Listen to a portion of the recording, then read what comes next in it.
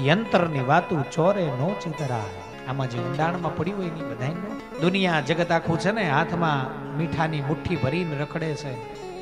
કોઈને રસ નથી તમારા દુખડા સાંભળવાના.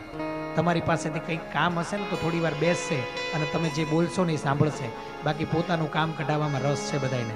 કોઈને તમારા દુખડા સાંભળવા અને અમને બધી એ ખબર પડે એવું નહીં પાછું. હા, આવી વાતો કરે.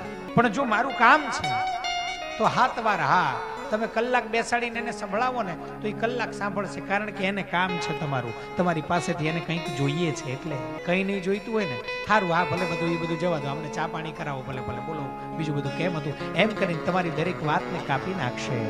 આ સમાજ આ જગત અત્યારે હાથમાં મીઠાની મુઠડી લઈને ફરે છે.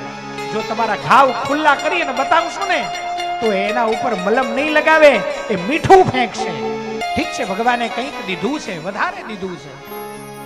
એનો મતલબ એમ નથી કે તમે તમારાથી નાના માણસને અડધૂત કરો, એની વાત ના સાંભળો, એની સામે જોવો નહીં. કારણ કે તમે હજી એટલા મોટાઈ નથી કે તમે ઠાકોરજીની તોલે આવો. પછી ઓલો જ્યારે નજર ફેરવશે ને ત્યારે સમયને જતા વાર લાગશે નહીં.